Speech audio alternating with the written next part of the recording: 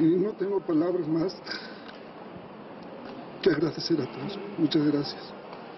Acabamos de ver a un padre que posiblemente recibió la mejor noticia que le van a dar en su vida. Su hijo, después de 5 años y medio en la cárcel, finalmente fue liberado por la Suprema Corte. Estuvo acusado de secuestro y portación de armas, en donde desde el principio no había forma de sostener esa acusación. Hoy están con nosotros Hugo Sánchez y su mamá Rosalba. Buenas noches. Más que nada nos gustaría que nos contaran y que pudieran compartir con nosotros qué significaron estos 5 años en la cárcel. ¿Cómo empezó todo, Hugo? Pues fue un cambio muy feo para mí, ¿verdad? Porque pues estar en un trabajo y en horas estar retenido con la policía, pues sí fue un cambio para mí. Yo me encontraba pues en la fecha del 2007, el 21 de julio, conduciendo un taxi, propiedad de mi papá. Pues del taxi pues ayudaba a mi familia, pues a los gastos de mis hermanos, donde supuestamente dice la policía que iba en actitud sospechosa.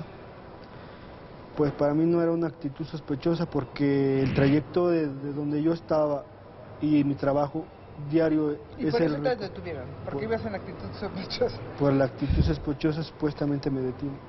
El Estado de México, ¿verdad? En el Estado de México, en el municipio de Villa Victoria. Entonces pues se me hace un poco difícil eso, que por una actitud sospechosa me hayan Te detenido. imputan el secuestro y portación de armas. En ese momento me mencionan de secuestro, exportación de armas. Llegan los agentes judiciales que en principio fue la detención. En ese momento me dice, pues con palabras groseras, dice, ahora te voy a dar la chingada, dice, te voy a meter a la cárcel por no callarte. Dice, para que veas quién es más chingón. Yo puedo más que tú. En ese momento me dicen, vas para el reclusorio. Lo que es muy impresionante es que una detención así no puede suceder, según las leyes mexicanas, no puede suceder más que en flagrancia o en flagrancia equiparada, y no porque te manden citar y acabas en calidad de detenido, aunque sucede todos los días. Y el señalamiento que los llaman con engaños, y a mí me llama mucho la atención esto te pasa por no quedarte callado. O sea, la coacción para el silencio es una de las razones que están detrás de esta detención. Pero, señor, entonces, ¿usted tiene noticia de esto? Sí, o sea, pues en la tarde cuando llega mi esposo, pues pregunto por Hugo y me dice, pues no viene conmigo. Y le pregunto, bueno, pero ¿por qué? Dice, pues es que a mi hijo lo volvieron a detener. Dice. Y pues, o sea, platicando y le digo, ¿y ahora qué vamos a hacer? No, dice, no te preocupes, dice, mañana vamos a, o sea, pues, a ver todo esto, dice tú no te preocupes. Pero ¿usted qué sintió? ¿Ya lo habían liberado y que usted esperaba que lo pudieran volver a detener? ¿O era algo que le dio miedo a usted? Jamás pensé que pues lo volvieran a detener. ¿Por qué? Porque si supuestamente ellos dicen, pues queremos que se presente para reparar los daños y pagarle lo ocasionado al taxi, pues encontramos a mi hijo, pues estaba muy lastimado, no podía ni caminar, o sea, porque lo golpearon los policías municipales, muy feo lo golpearon, y pues yo decía, pues no, o sea, no puede ser si él ya salió bajo fianza, supuestamente que por portación de arma, que también él nunca traía un arma. Pues nosotros somos de pueblo, mi hijo no sabe usar un arma. Yo decía, bueno, ¿pero por qué? Ya cuando le pregunté a mi esposo, bueno, ¿y ahora por qué? ¿Por lo mismo o qué pasa? Pues si a mi hijo pues, nunca le encontraron un arma, por eso salió bajo fianza. No, dice, supuestamente ahora es por un secuestro, fue cuando pues él me dijo y... ¿Esa fue la primera vez que ustedes escucharon una acusación sobre secuestro? Ahora, pues a lo largo del proceso que se llevó, pues me di cuenta que era un proceso, que era un secuestro.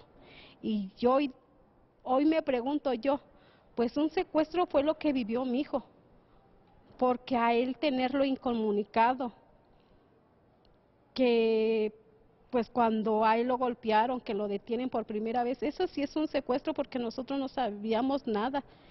Y ahora sí lo siento, que para él sí fue un secuestro y de parte de autoridades.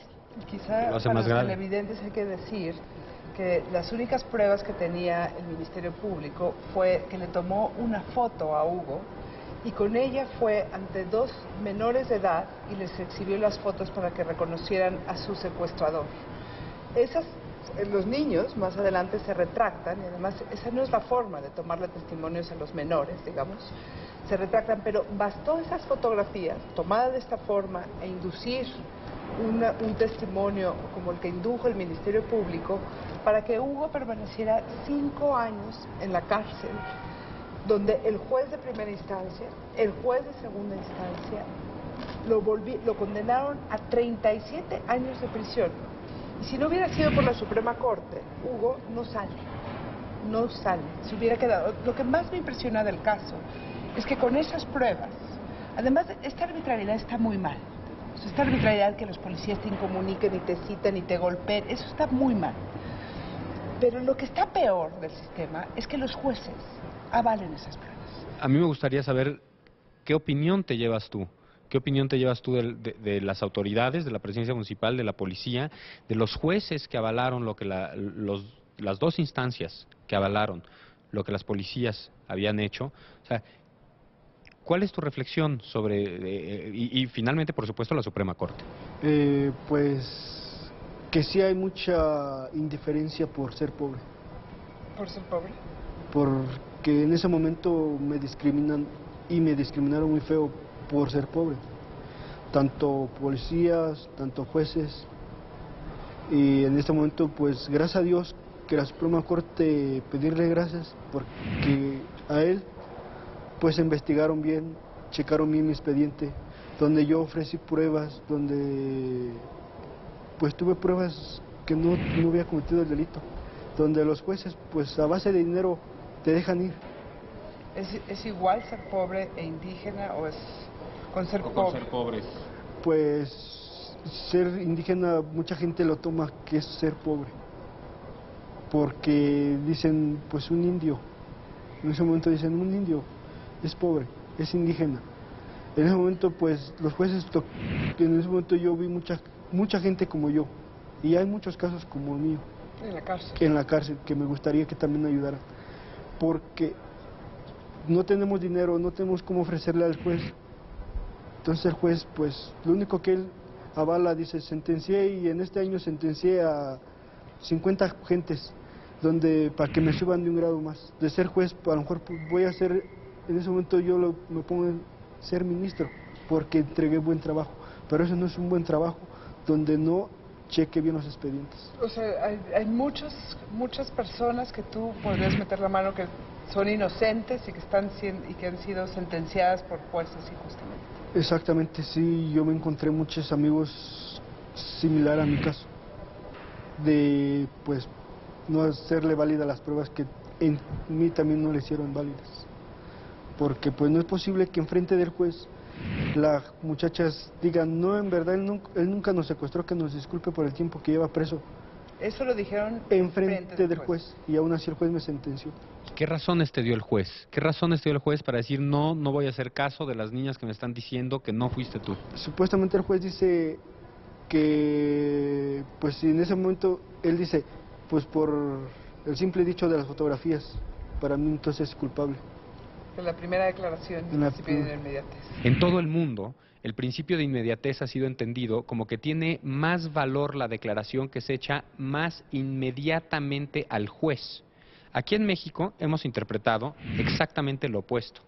Inmediatez lo consideramos que es lo que sea más cercano a los hechos, o sea, lo más alejado del juez, o sea, lo más cercano a los policías que te golpearon, a los policías que te tomaron una fotografía ilegalmente, a los policías que te retuvieron ilícitamente en la agencia del Ministerio Público y que te llevaron de nuevo a la agencia del Ministerio Público con engaños. Entonces, en México tenemos de cabeza el principio de inmediatez. Y esa es una de las razones por las cuales doctrinalmente se ha permitido que testimonios tan poco sólidos como el que dieron inicialmente estas niñas y del que después se retractaron, les sirvan a los jueces para condenar a alguien como... Además, el juez no supervisa en qué condiciones los policías inducen ese testimonio.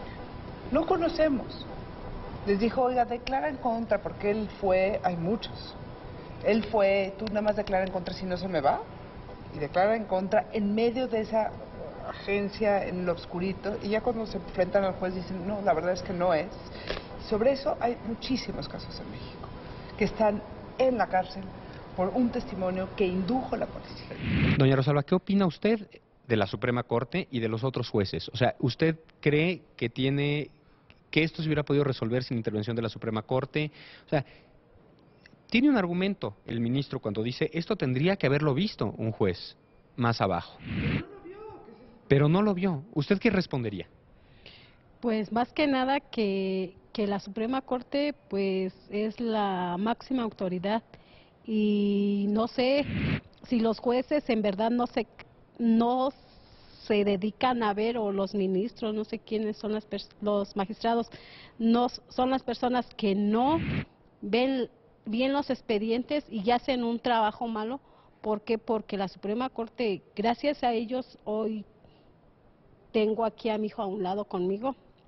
Y pues no me cansaré de darles las gracias, porque ellos sí se toman la molestia de leer los expedientes. Yo mencionaba en una ocasión que si yo, que no tengo estudios, me di cuenta de todas las irregularidades que había cuando llevaban el proceso de mi hijo.